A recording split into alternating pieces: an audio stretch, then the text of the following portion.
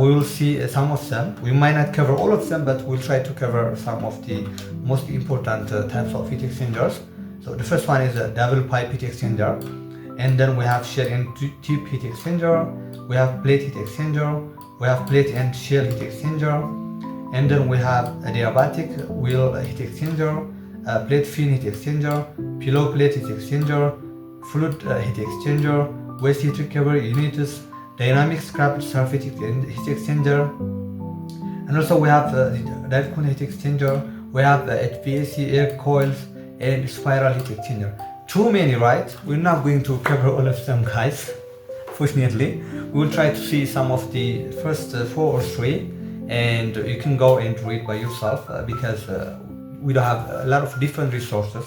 As long as you're passionate enough or as long as you're interested in this area, you can read different books or different websites. So let's start from the first one, double pipe heat exchanger. So as its name indicates, there is double pipe, right? So it's also known as concentric tip heat exchanger. In this heat exchanger, the fluid to be cooled or heated passes through the two green.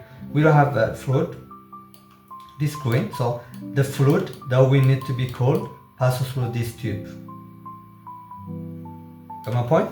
So the fluid to be cooled or heated passes through this tube green, and the other fluid in this red passes through tube 1 to absorb or release the heat. So this one is the fluid that we need to be heated or cooled in the green, but in the other or in the red part, it could absorb the heat if we need it, if we need the fluid to be cold, or it can release heat if we need the fluid to be hot. So this is the working mechanism of this double pipe heat exchanger. We have 2 pipes. The one is the fluid that we need to be cooled or heated, and the one is a tip that releases heat if we want to if we want to make hot the fluid, and also absorbs the heat if we want to make the fluid cold. So let's see some of the advantages and disadvantages of this type of heat exchanger. The first one is cheap, yeah, obvious for both design and maintenance. And disadvantage like low efficiency and it requires larger space. As you can see here, as we were talking before, we don't have the counter current flow heat exchanger and concurrent flow heat exchanger. So here we have the heating fluid, here we have the heating fluid, but this one is like, as I said before, they called fluid. So when they flow in the opposite direction, we call it counter current flow heat exchanger. But when they are moving on the same direction, we can say them concurrent flow heat exchanger. So what are the advantages and the disadvantages of this heat exchanger, double pipe heat exchanger? The first one, the first advantage is like, I know these are some of the advantages, disadvantages. We can list a lot of pile of advantages, but for now, I think this one is enough.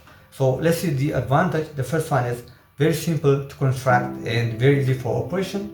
The second one, U-type or hairpin construction under different thermal expansions. Yeah, we can move until we need, or like we can add pipes. And the disadvantage is like the use 2 single flow areas lead to relatively low flow rates and moderate temperature difference. And also they can be used in handling dirty floors.